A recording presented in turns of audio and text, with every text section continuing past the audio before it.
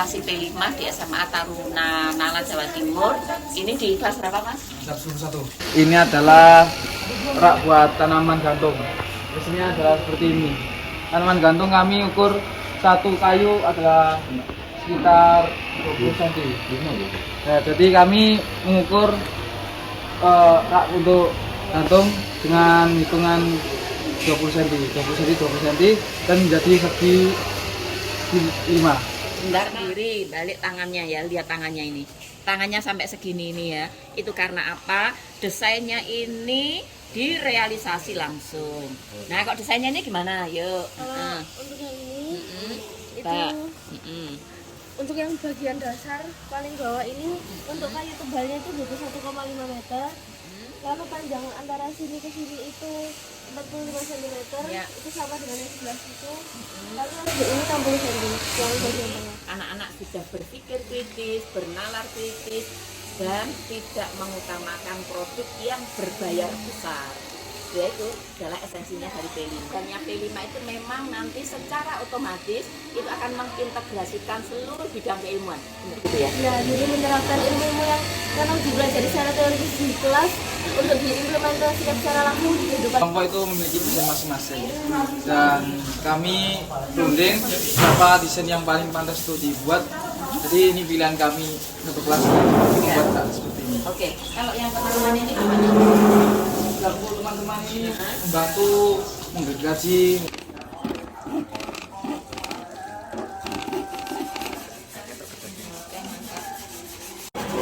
Ini prosesnya anak-anak ya yang harus kita hargai itu ketika anak-anak berproses seperti ini ya. Ini tadi kan sudah jadi ya, lalu sekarang diperbaiki, kenapa? Ini tapi ada tambahan. Oh, tambahan. Ini tambah seperti nama untuk kelas ini P5. Oh, dikasih nanti tulisan Ya. sebagai identitas kelas. Ini tambah. Baik, ya. Nah itu sih ini apa nih? Nah, enggak ya. Kalau di rumah belum tentu mau begini, benar. Nah, tapi dengan P5 ini itu anak-anak akhirnya punya pengalaman bekerja. Oh ini desainnya ini yang di nanti oh yang ini.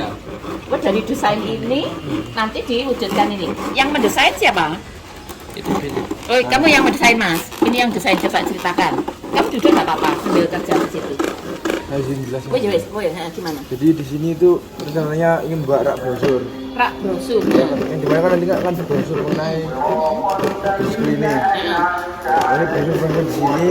Ini saya buat rancangan. Yang dimana nanti ukuran depannya 16x17. Kemudian yang bagian Ini ya. bagian sampingnya ini 5 terus bagian 23. Berarti 3 cm ini ya? Ya. Kemudian ini ukuran 16, kemudian ukuran 23. Ya. Jadi yang nanti kayaknya itu yang belakang bakal lebih tinggi daripada yang di depannya karena seperti kayak dibuat di kotak pas-pas itu, Bu. Oh ya. Terus ini temanmu yang bagian mengerjakan dari desainmu. Ya. Oke, ya. Akan ke sini. Jika ini disandingkan dengan karya orang profesional, gitu ya. Lihat ini ya, ini bisa ditunjukkan ya. Ini tidak menjadi bagian utama di dalam P5 ya. Yang bisa ditekankan adalah kalian mau membuat begini, pegang apa namanya? Palu ya, palu, lalu gergaji, lalu memikirkan agar kotak ini nanti nyambung dengan ini supaya bisa dipakai untuk tempatnya vas bunga beneran kan ini, bukan bunga. Wah ini kena saya. Nggak apa-apa. Ini nggak apa-apa. Ini namanya berproses ya. Jadi ini kan karya kalian. Jadi ini live ya, real ya. Ini real sedang proses. Nah, sekali lagi yang P5 karakter yang diutamakan. Jadi tidak apa-apa. Hasilnya kok nanti ini miring ya. Coba ditunjukkan. Ini miring. miring toh. Namanya karyanya anak-anak gitu ya. Namun karena kita tidak melihat produk, tapi perilaku kalian gitu ya. Untuk bisa membuat ini, lalu bisa berpikir tentang ini, maku walaupun bentuknya kayak begini. Lalu di sini catnya juga masih basah, tapi ini kelihatan berproses kalian. Sisik tangan, coba lihat ya, ini tangannya Joshua sama dengan tangan saya ya. Artinya anak-anak memang berproses gitu ya. Jadi ini karya anak. Lanjutkan lagi gimana tadi? Jadi saya ukur dan kayunya saya paskan sama ukuran tadi dan pikir kaji dan itu ada bagiannya sendiri. Ya, oke. Pertanyaan saya begini, misal ini dipakai untuk aksesoris di kelas ya, pilih mana? Beli bagus, ya, atau membuat seperti ini? Pilih yang mana? Kami mampu membuatnya, jadi kami memilih buat sendiri. Nah, bagus ya. Jadi anak-anak bertumbuh ya, punya kesadaran lebih baik buat sendiri walaupun itu tidak sebagus seperti beli. Karena kita berproses, kok suatu saat kalian akan menjadi desainer, itu minimal pernah menjalani bagaimana membuat. Ya. Jadi sekali lagi teman-teman, yang namanya P5 bukan diutamakan gebiarnya, yang itu banyak memakan biaya. Tetapi yang diutamakan adalah penumbuhan karakter pada anak-anak walaupun hasilnya kayak begini ya, hasilnya kayak gini nggak apa-apa, hasilnya kayak begini. Dan sekali lagi ya, diutamakan itu adalah pembentukan karakter. Nah sekarang kalau pembentukan karakter ini teman satu kelas itu punya ide, produknya tidak diutamakan tetapi berprosesnya begini ya. Ini anak-anak sedang membersihkan, bekerja sama dengan teman-teman sekelasnya. Berkarya seperti ini menurutmu apa yang berubah pada dirimu? Gimana, ceritakan yuk. Sana juga boleh, gimana ceritanya? Kalau saya itu jadi kayak lebih saling membantu. Saling membantu. Terus kerjasamanya kuat. Oke, berarti kalau dikaitkan dengan profil pelajar Pancasila itu namanya gotong royong ya? Iya. Nah, oke, gotong royong. Saya sendiri lebih inovatif dan bisa mengekspresikan apa yang ada dalam pikiran kita. Oke, inovatif berarti dimensi profil pelajar Pancasilanya itu dimensi yang kreatif. Ada kan ada yang bernama kritis, berarti ada kreatif. Terus tadi yang paling banyak tadi kayaknya gotong royong ya. Sapu-sapu tadi yang membagi tugasnya, siapa menyapu kemudian menata meja, menata kursi, yang siapa? Oh, Mas Joshua. P5 tidak selalu dikaitkan dengan mata pelajaran, benar ya? Tidak selalu ya dikaitkan dengan mata pelajaran, tapi P5 dipakai untuk menumbuhkan karakter, gitu ya? Kalau ya ini pendampingnya ya, pendampingnya di kelas yang sedang punya tema hidup berkelanjutan. Salah satu guru yang mendampingi ya, guru yang mendampingi P5 itu setelah mendapatkan hasil pekerjaan anak gitu ya, itu ternyata memang pekerjaan anak-anak ini benar-benar diproses untuk menumbuhkan kemampuan berpikir bagi bidang keilmuan. Yuk ceritanya seperti apa Pak? Ya. Jadi waktu itu anak-anak itu kan membuat desain itu ada 5. Nah ketika mendesain saya sampaikan ke anak-anak, nah desain ini kan perlu hitungan. Ini desain yang pertama ini. Ini ada desain desain yang ini. pertama. Nah anak-anak ketika presentasi saya sampaikan, nah desainmu harus disampaikan muat berapa tanaman dan berapa bahan yang dibutuhkan.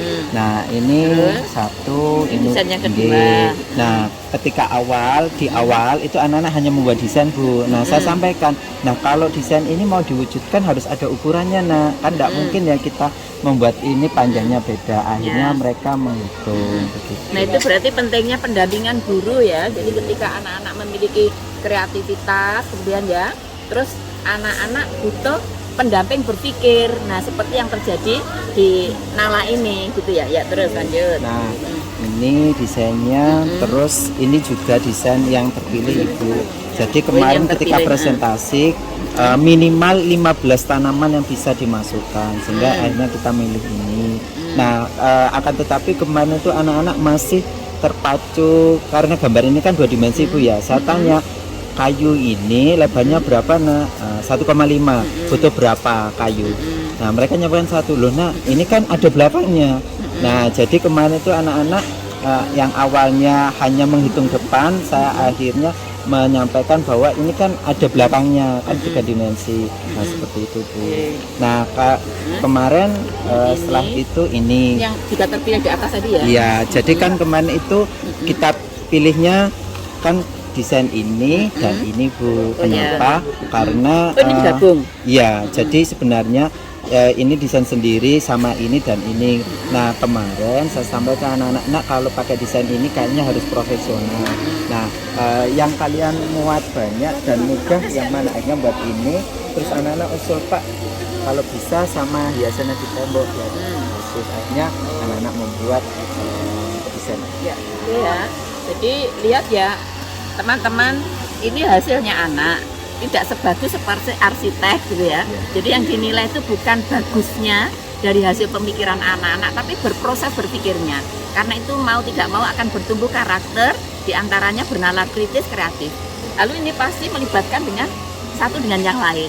Maka di dalam tema yang ini sedang saya dampingi ini, itu temanya berkenaan dengan gaya hidup berkelanjutan, tetapi profil pelajar Pancasilanya itu gotong royong. Ya ini tadi ya, ya bernalar Luar hitungannya luar ini. hitungan. Jadi bernalar kritisnya tampak di sini, lalu kreatifnya itu ketika berpikir dia mengangan-angankan kalau kelas saya pasang begini, bagaimana bentukannya dan lain-lain gitu ya. Namun dia juga bernalar kritisnya itu karena mengait-kaitkan dengan bidang keilmuan yang sudah ada di dalam pikiran dan di kepalanya gitu ya, sehingga jadilah seperti ini. Maka pesan saya untuk teman-teman di mana saja berada ya, utamakan P5 bukan pada produk ya, tetapi bertumbuhnya karakter. Ya, tolong itu benar-benar diperhatikan, penumbuhan karakter, pencapaian profil pelajar Pancasila. Terima kasih. Mas Monternella. Kami pelajar Pancasila.